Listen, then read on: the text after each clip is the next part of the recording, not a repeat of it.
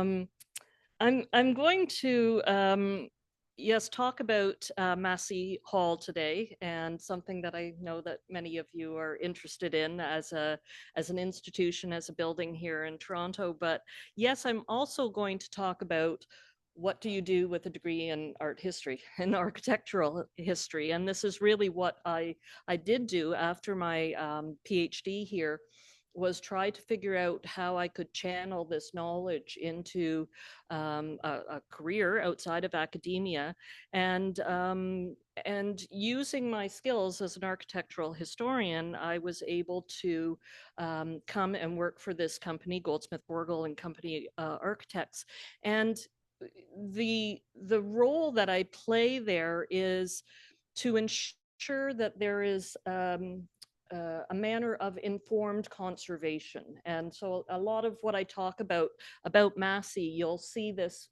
thread running through my lecture today, which I have to say I'm really honored to be here, and with such an esteemed list of speakers that you have throughout your term.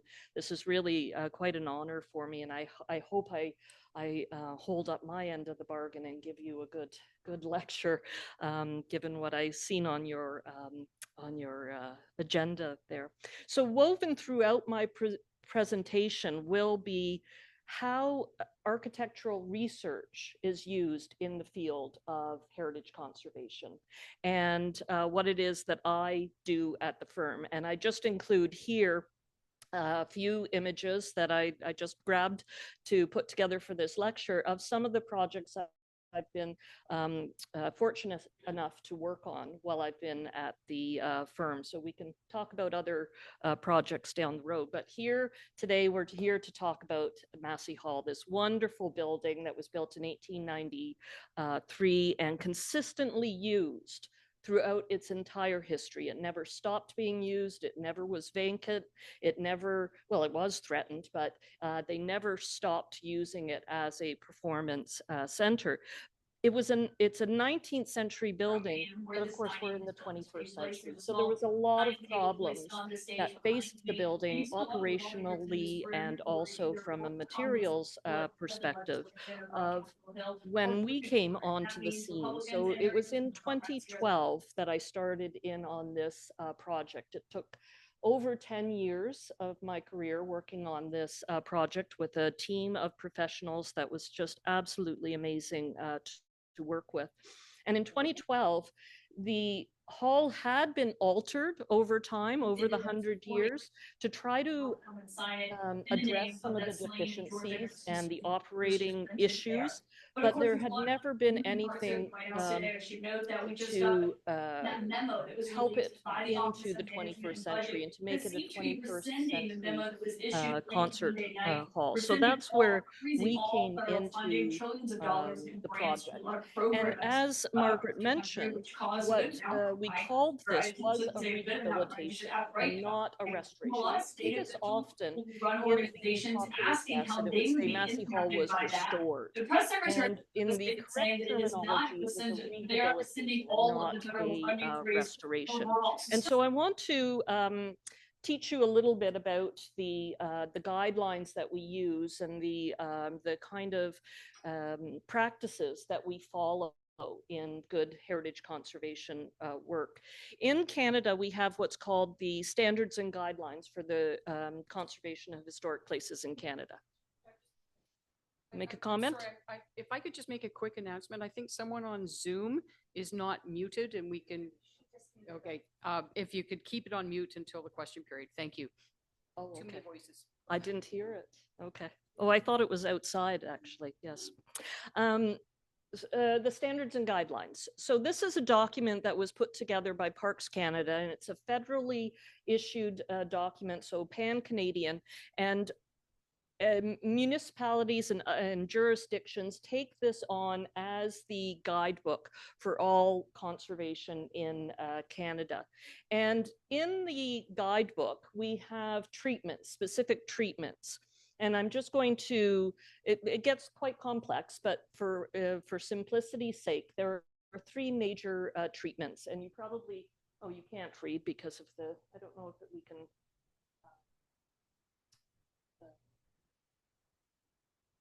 adjust the focus? Yes. It will be, yeah. So some of you at home might be able to see this, but what it does, oh, that's a bit better. Yes, that's fine. That's fine. The three treatments are preservation, rehabilitation, and restoration. And so this project was a rehabilitation, and I'll read to you what the treatment is, what qualifies as rehabilitation. It's the treatment that's used when there is a repair or replacement to deteriorated features. So that was definitely a case at Massey. When alterations or additions to the historic place are planned for a new use or a continued use. So this was a continued use. And the third one, and I'm going to talk a lot about this today, is you use this treatment when the depiction to a particular period in history is not appropriate. So just remember that one as part of the treatment, and that's where we're going to look at what we did at the hall. So this major rehabilitation project was precipitated by an opportunity that presented itself to the corporation that owns the hall.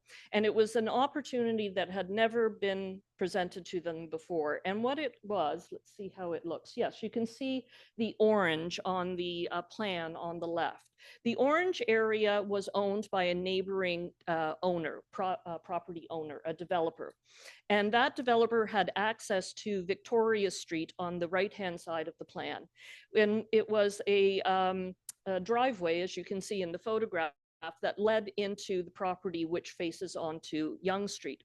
That owner offered, as a quote unquote gift, not really much of a gift, but a gift to the corporation, that they would give them this very small sliver of land, less than 5,000 square feet. So tiny, tiny little piece of downtown property. If they signed into this very complex agreement, tripartite agreement between the owner of that other property, Massey Hall, and the City of Toronto. And with that, it opened up this very small piece of land behind Massey Hall, which would allow for expansion, the first time in its history that the hall could be expanded. And this was the opportunity to then build something on this property to the rear of the hall. And because of that, because there was an opportunity to build something there, then the move towards doing a full-scale rehabilitation of the hall itself and not just an addition, that's when the project was born.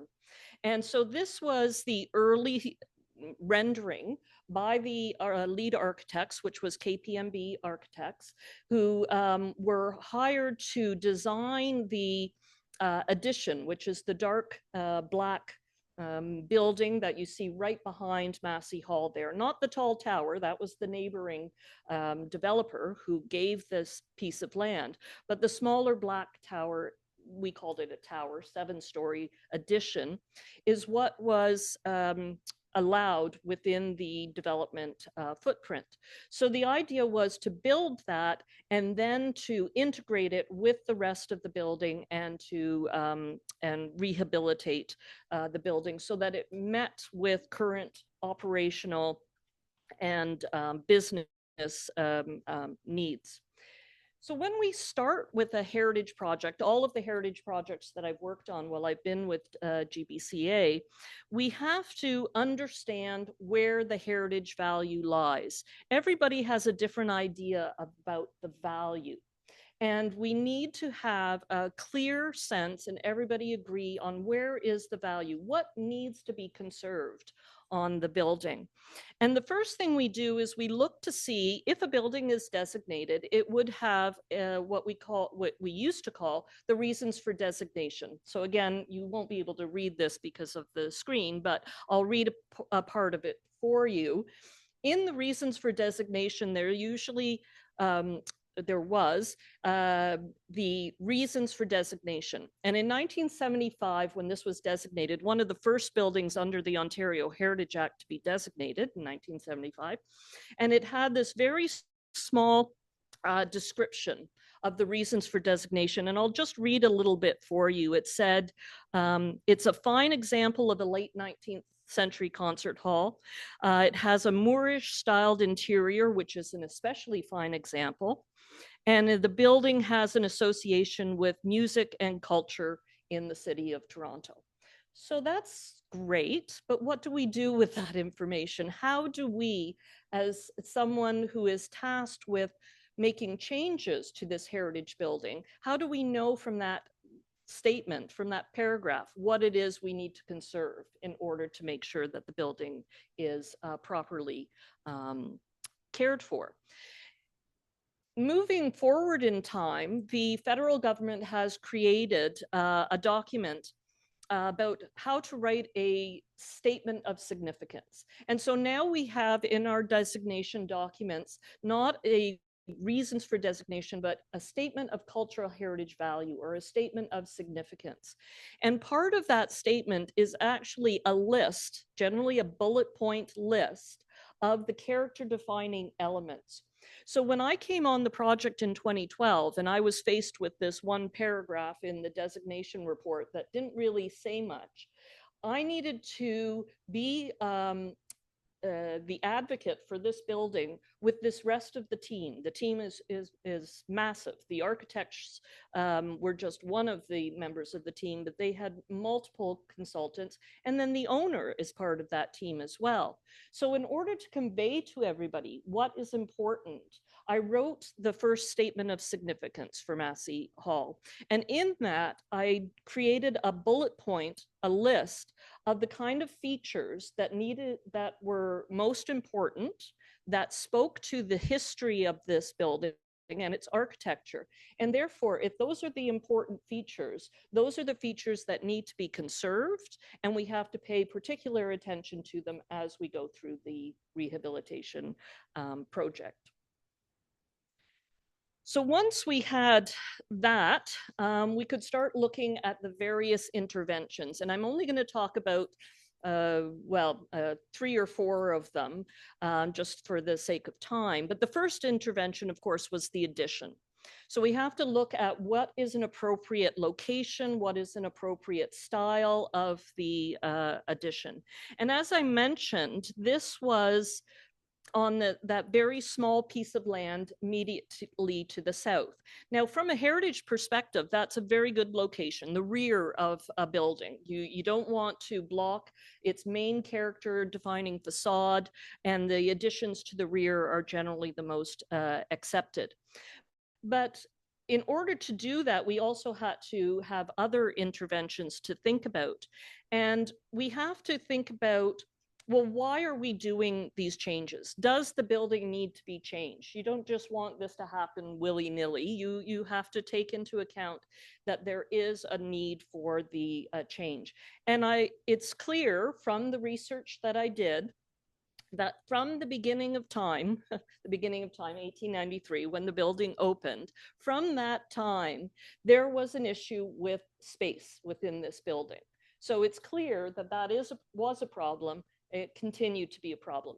And so I'll take you on a bit of a historical summary of some of the research that I pulled together as part of this project to help you to understand why it was built the way it was, and therefore we can understand where the problems came from. So the building was designed, as I say, well, it was built in 1893. It was designed in 1889. Hart Massey asked an architect that he knew. This architect happened to work out of Cleveland, but was a Canadian born, working in Cleveland, and asked him to design a music hall for him. And the architect set about designing the hall, but didn't yet have a site because Massey had not yet purchased a site. So the architect designed a building that was 150 feet wide. He based that on a concert hall that he knew in Cleveland. So he designed it 150 feet wide. Shortly after he designed it, Massey says, well, I purchased the site. It's on Shooter Street at the corner of Victoria, and it's only 122 feet wide. So he asked his architect, can you shrink it down? So the architect shrinks it down and makes it narrower.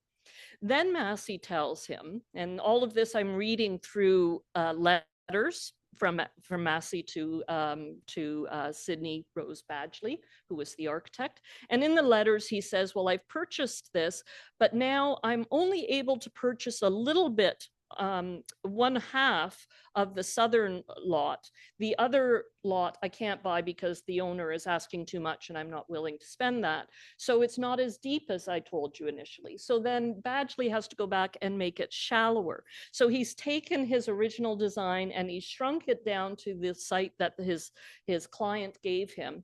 And if you look on these drawings of the first floor and the second floor, you can see that other than the stage, the auditorium, and the 4 staircases on each corner, there's nothing else to this building. And so it was already cramped from day one. It didn't have a lot of breathing room, and this lack of space within the hall was always a problem. And so looking at how generations of performers had to and management had to deal with the fact that there were no dressing rooms, there was no green room, there were very little patron amenities, washrooms, just a few washrooms in the basement, and so forth. So for decades and decades, the corporation had been dealing with this. And one of the ways to solve it was to try to use this property behind the hall. One of the other interesting things that I found during my research was that our opportunity that came to us in 2012 to expand to the rear had been thought about before. So it wasn't a novel idea, but it was the first time that the land was available. And in the 1970s, two different architects had come up with a very similar idea of building behind the hall. In this example, in 1972, the architect thought about connecting Massey Hall to the Elgin Winter Garden Theatre and building a very large lobby space in between and connecting them outside down the sides of the building. A few years later, another architect said, this is, yes, an option. Let's build behind the hall and then add walkways along the side to access to the back of the building. So when it came time to actually do this, there was actually the opportunity to build behind the hall. We still needed to look at, from a heritage perspective, what is the best way to approach this?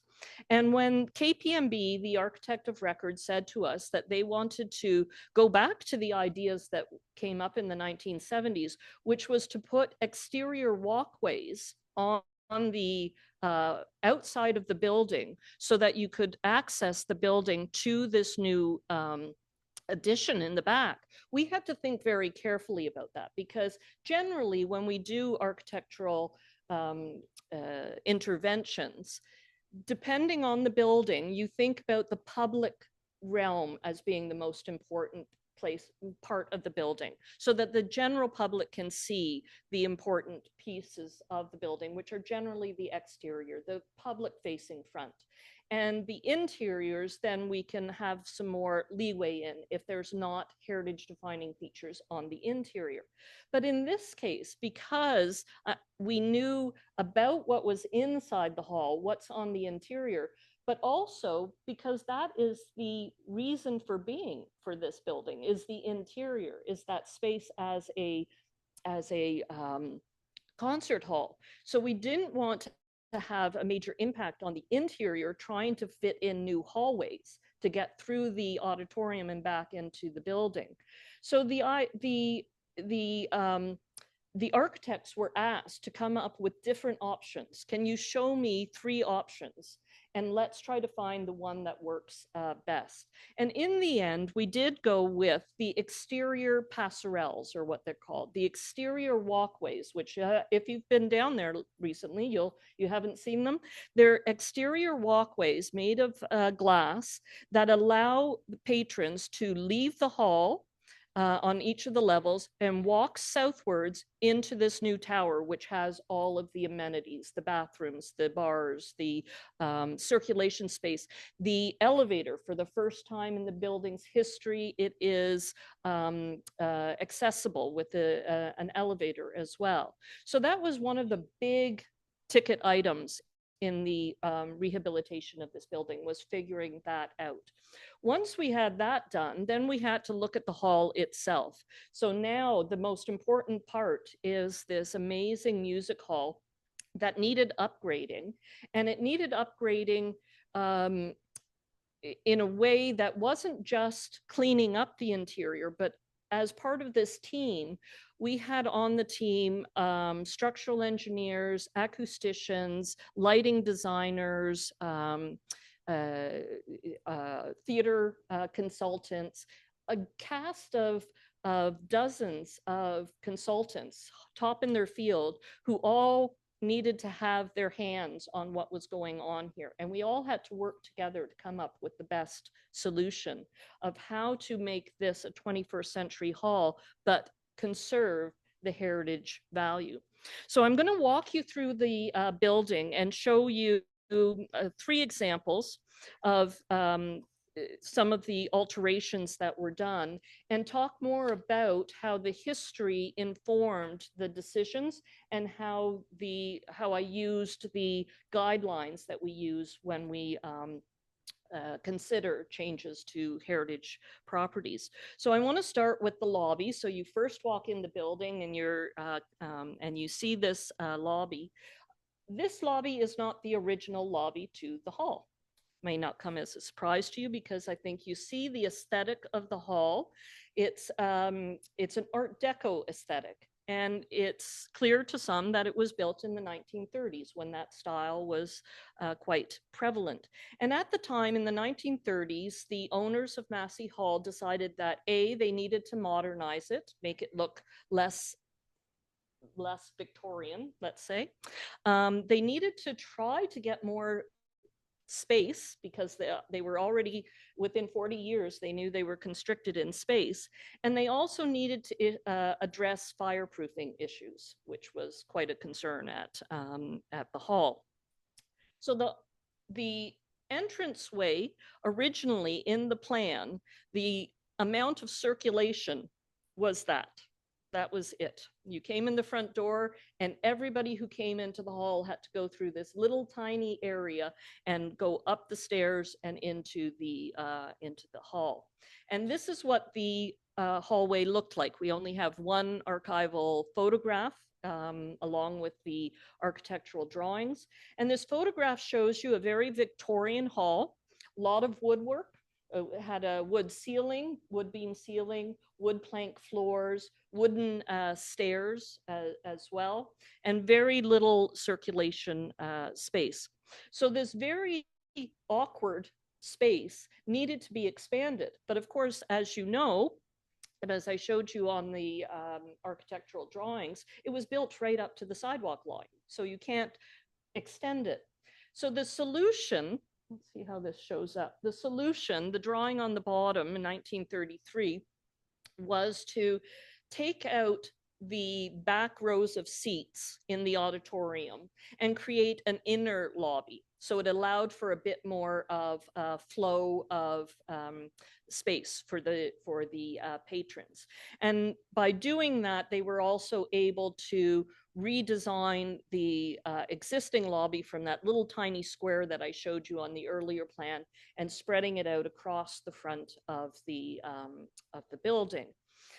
The need to do this was not only patron comfort and safety, but as I mentioned, also aesthetics. So in 1933, already the building was looking old and outdated with that Victorian lobby. And right in 1933, I don't know if some of you will connect this, but Eaton's College Street was just opening up with that beautiful Art Deco space. And so there was competition to get the acts to book themselves in at Massey Hall. So the idea was to make it a much more fashionable space, and that's why they went with the Art Deco aesthetic. And I chose this lovely image from the newspaper of Simpsons advertising the reopening and showing the women in the clothes of the time. So this brings me to another example of how we use the standards and the international charters that we refer to when we work on heritage projects. So I introduced you to the standards and guidelines for the conservation of historic places in Canada, which is specifically a Canadian document. And that document draws from other charters, including this very famous charter, the International Charter for the Conservation and Restoration of Monuments and Sites. We refer to it as the Venice Charter from 1964. And when this was put together, it became the basis for lots of countries who would take this away, who signed into the charter, and then started developing their own guidelines based on this charter. And for the case of Massey Hall, and specifically the lobby, which I was just showing you how we what it looked like, and I'll show you how we changed it.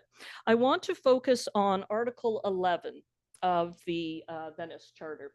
Again, a bit difficult to read. I don't know if those on Zoom would be able to see this well on their screen, but I'll read it for you. The Venice Charter, Article 11 says, the valid contributions of all periods to a building must be respected, since unity of style is not the aim of restoration. This is and you also have to take into account, this is the vocabulary of 1964, so our vocabulary has changed a bit. And then it goes on to say, when a building includes superimposed work of different periods, the revealing of the underlying state, so in this case, the revealing of the 1893 state, can only be justified in exceptional circumstances, and when what is removed is of little interest, and the material which is brought to light is of great historic and aesthetic value, and its state of preservation good enough to justify the action. So keep that in mind. The standards and guidelines have used this, and there's a standard number 2, so top of the list. Standard number 2 says, conserve changes to an historic place that over time have become character defining elements in their own right. So with that in mind, let's look at the lobby of Massey Hall. So there's an option at this point, at this juncture in 2012. Do we restore Massey Hall, take it back to 1893? Or do we conserve, preserve, and as we've used the word rehabilitate, do we conserve the lobby in its 1933 state?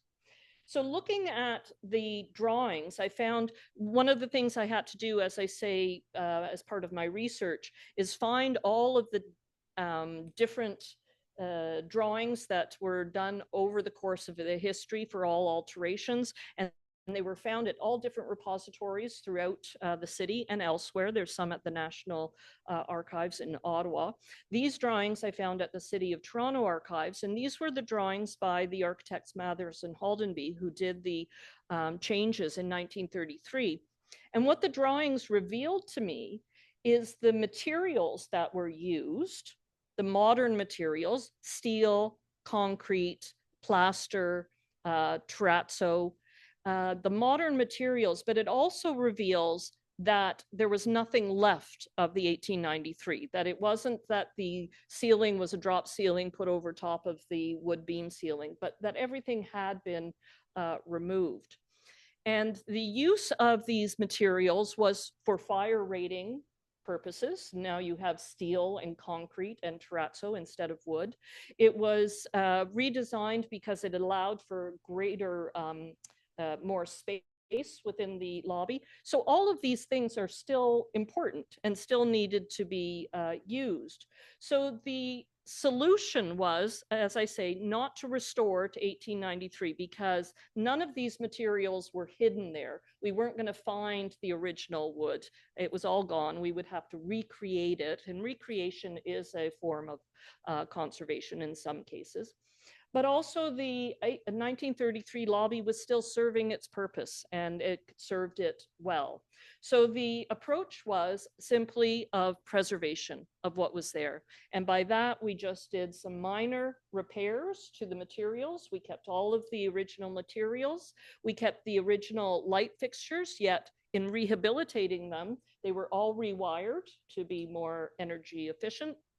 The terrazzo was cleaned up, polished a little bit. The ironwork was all cleaned, fresh coat of paint. The only intervention was the introduction of one new light fixture.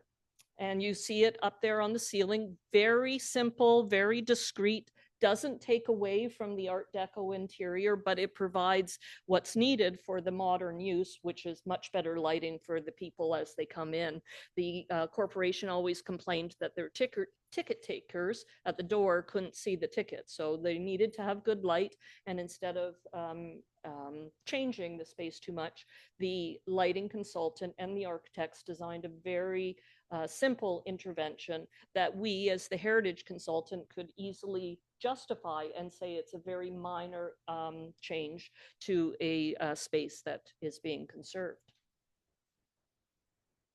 Now, the next thing I want to talk about shows that one size does not fit all in terms of conservation, and every decision is case specific. So I'll take you to the exterior now. And when the hall opened, I have a quote here from, oh, no, sorry, I'm thinking ahead. The Canadian Architect magazine was skeptical about the fire safety of this building. It was a problem in the late 19th and early 20th century in places of mass congregation.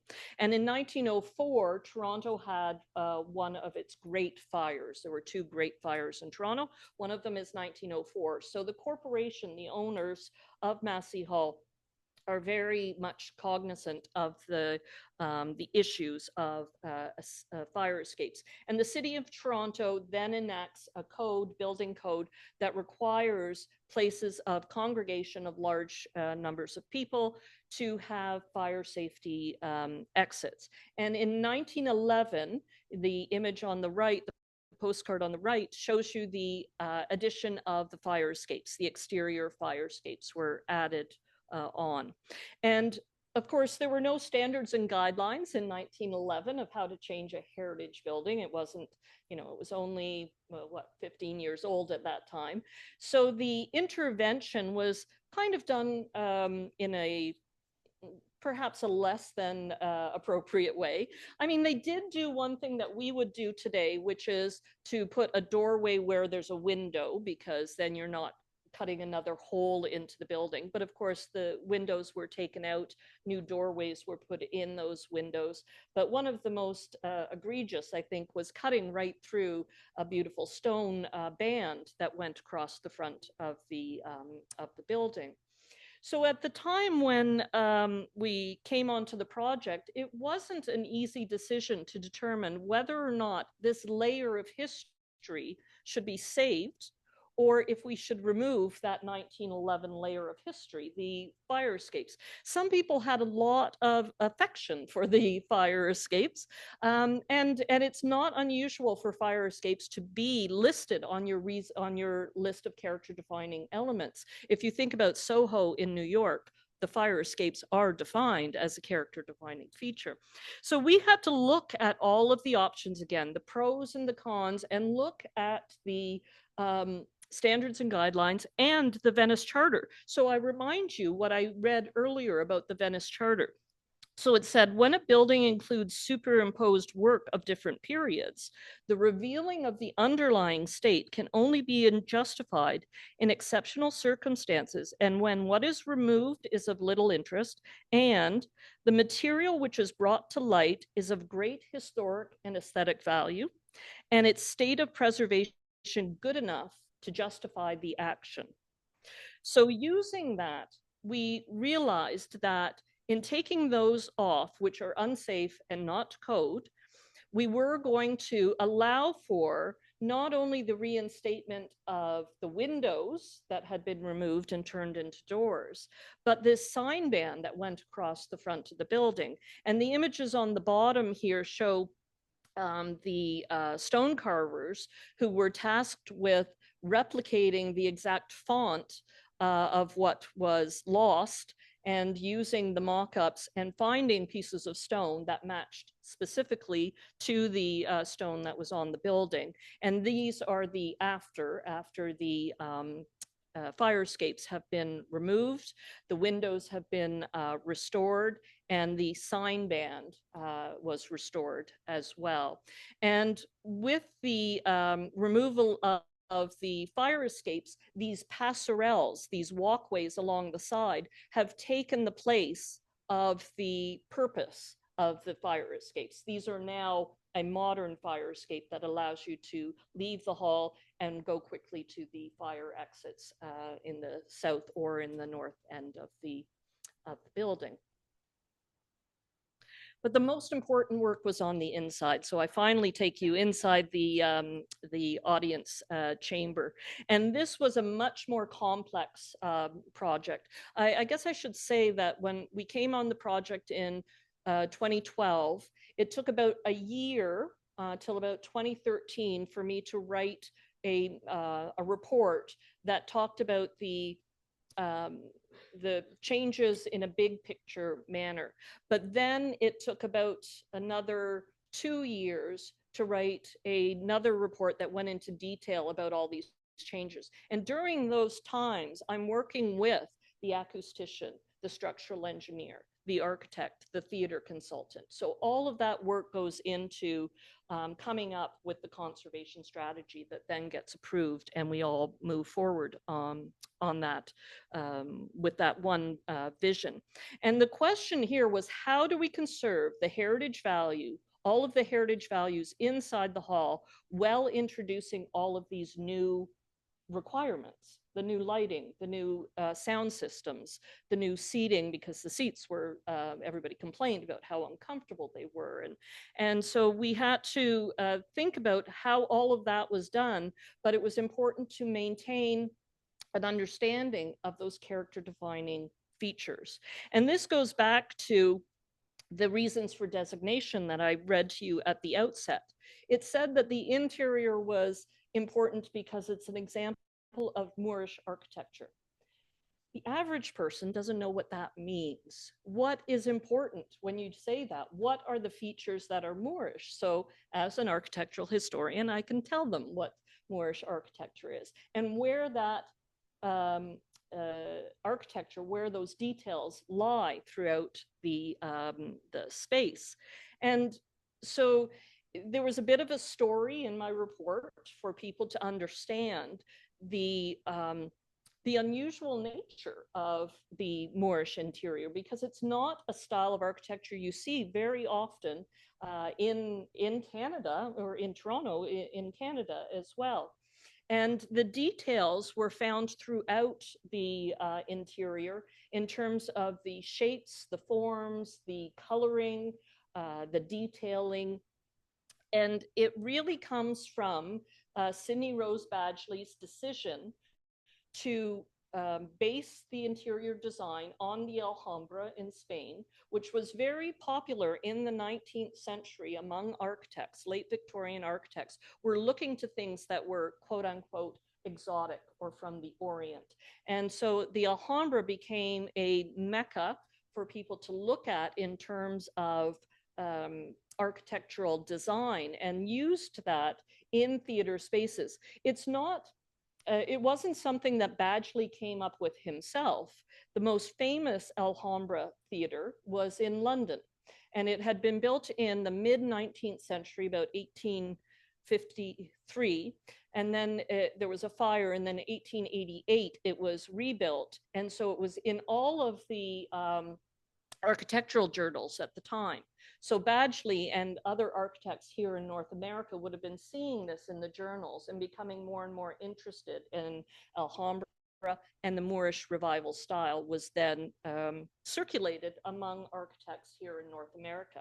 And I just show you 3 examples that all date from around the same time, early in the 20th century, throughout North America, where the architects used the Moorish revival style in theaters. It became a popular style. And Massey knew about this style, and he had asked his architect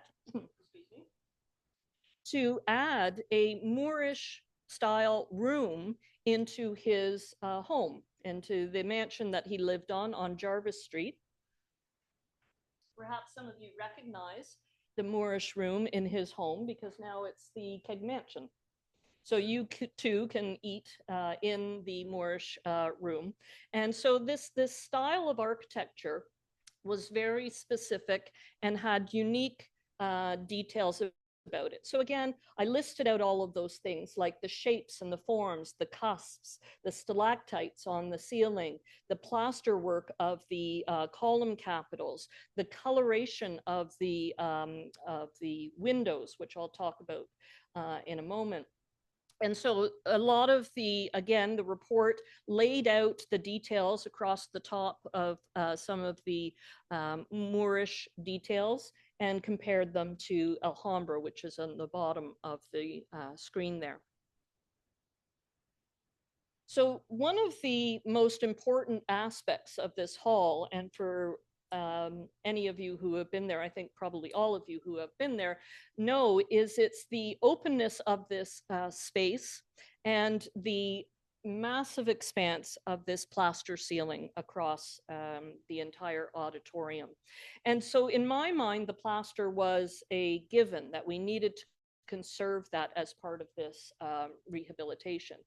Others on the team not so convinced as me, and that was a big project to convince them that we needed to conserve this ceiling. As any of you know who had been there in the past 10, 20, 30, 40 years, the ceiling was quite a mess. It was covered in miles and miles of chicken wire. And you could see it. It looked grotty, it looked dirty. You couldn't see the details of the arches, of the stalactites. Indeed, the chicken wire was covered with so many rivets into it that became a pattern on the ceiling.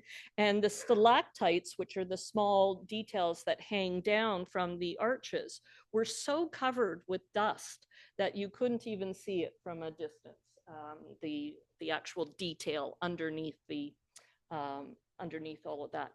Adding to the condition was our ability to do an assessment on this early enough in the project to bring it into the entire rehabilitation strategy in order for it to be then priced and tendered out to a contractor, because you can see how difficult it would be to get to the ceiling to do a condition assessment. And we had one of the many consultants who worked on this, a plaster conservator, build one very small, narrow scaffold all the way up to the ceiling to do a bit of a condition review. And even when that was being done, they found even more detail that we couldn't even see from the floor.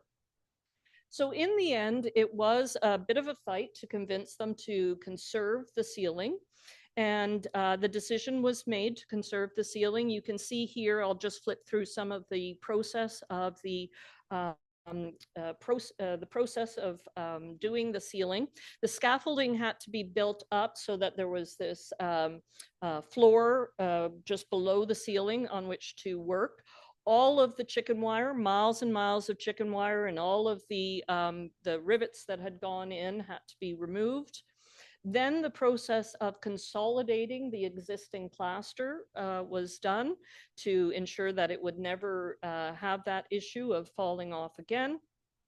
Working with the lighting consultants and the theater consultants, we determined where the rigging would go, where the lighting fixtures would go within that space. And working with the acoustician, we had to come up with a solution of how to deal with a flat surface that faced the stage. So this photograph is taken, I'm standing on what would be the top of the stage looking out into the auditorium. And what you see is that the plaster had been removed in this area because as a replacement material, we used, again, according to the standards and guidelines, you use either a material in kind or a compatible replacement material. The compatible replacement material here was an acoustical plaster. And the acoustician felt that it would be needed on these flat surfaces that face right towards the stage so that the sound doesn't reverberate off. And so this is as the arches are being consolidated, as the stalactites are being reattached, or new stalactites were made by the, again, another plaster conservator who did the work. I had an architectural rendering of the original stalactites, a full-scale rendering. We had samples from the building. He took the cast and he made molds and had several hundreds of replacement stalactites. This is the ceiling as it was completed then, with all of the detail restored, in this case restored. And I think you can see that the hall would be a much sadder place if it didn't have this Moorish ceiling with the arches and the stalactites and so forth. Something else you see in this picture is are the stained glass windows. And this was even a tougher sell than the ceiling. You think the ceiling was bad. If you look at this photograph of the before, you see the windows there, and they were covered with the chicken wire. They had been painted over, so no one knew about what was behind those windows. This is a 1890s photograph where we could see that the hall used to be lit with daylight through these windows. But the windows over time had all been covered over for various reasons, for sound, to make it dark in the hall. You could still see some of them. You walked by the alley and you would see a stained glass window, but other windows were covered on both sides by plywood, and you had no idea that the windows were there. And again, I identified that the windows, and especially the color combinations in the windows and the style of the windows, that was all part of the total work of art of this building, and we needed to conserve that. One of the first meetings I went to, they said, oh, and we're getting all new windows. And I said, no, let's wait. I still have more to find for you here. And not only were the windows in this kind of Art Nouveau, beautiful sinuous style, but we also had windows that were specific to this building because they had these, what we called the composer windows, the portrait roundels that had 12 images of the of composers on the ground floor. So it was several years after the project started that we were able to actually do a full-scale assessment of all the windows, take down all of the wood, and look at every single window to see the condition of every window, to put together a document to show to the owner and say, this is what it could look like inside. This is one by one, these windows, the hoarding was taken down. We took a picture, put the hoarding back up. This is what it could look like. And we had to tell them where there were windows missing, where, how much it would cost to redo the ones that are missing. And it was decided that that was the approach to take, luckily. And I'll just flip through here. The process of restoring these windows was all of them had to be removed, taken to the artisans' shops. Two stained glass artists in the city were hired to do this. Taken apart, each of the pieces, every piece that was taken apart then needed to be washed and cleaned. All of the parts had to go back together, all the lead caming going in, back into a frame.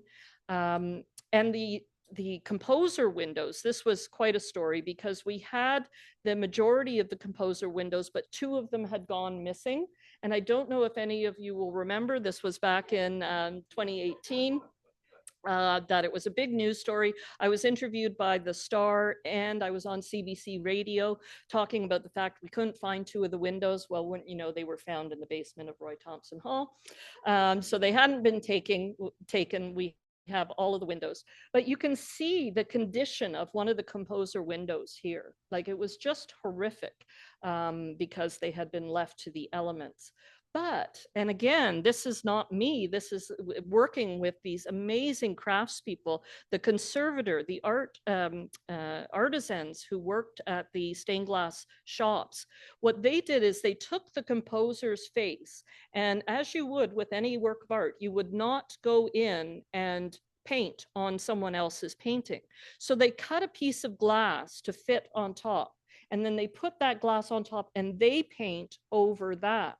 And so when the two pieces are sandwiched together, it brings out the features of the painting again.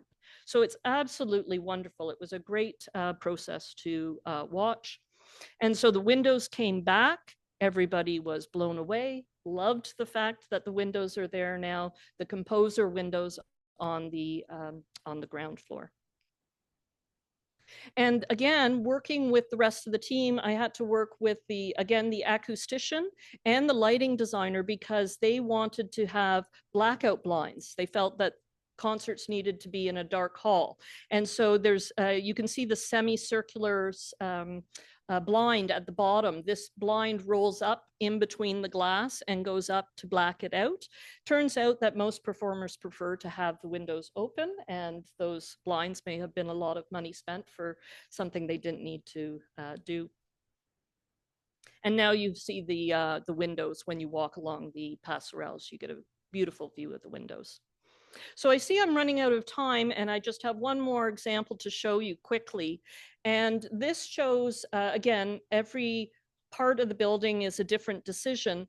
The color of the interior, and Pat, this is something that I was hoping that you would see. The color, you can see in the paint, in the drawing, that there's decorative painting on the ceiling. And so we did an interior finish assessment. We didn't do it. We hired a consultant, a conservator to do this. And I'm just going to flip through this to show you what they did is they did the paint chips, they did window analysis by scraping away, and they determined all of the colors, which fed into the whole documentation about the Moorish interior, and why the windows were the colors they were, because the walls were the colors that were found underneath. It was really a wonderful process to find all of this out. But you may wonder, well, why isn't that here in the hall? Well, because we weren't restoring it. We weren't restoring it to the Victorian era. And the architects were very keen on keeping the Massey red. It actually has a term, it's called Massey red. Everybody is used to seeing the hall red. And so that was the color that everybody wanted to see back. But again, part of our role is to document what's there before it's changed. So now we have a very good detailed report of the color scheme before anything was damaged or removed from the building. So I showed you this at the beginning of the lecture, which was the architect's rendering of what they were proposing to build. And this is the after, which looks very similar to what they proposed in 2012. So the hall reopened in 2021. And I think that most people find that it is a very successful rehabilitation. And I take quite a lot of pride when someone says to me, well, I went to a concert, it doesn't look much different than before. And that's the purpose, is we didn't want it to look that much different than before. Some surfaces are cleaned up a bit, but it's not a shiny new concert hall. And it has all of those qualities from the past as well. So I think that kind of sums up the work that we did here at the hall.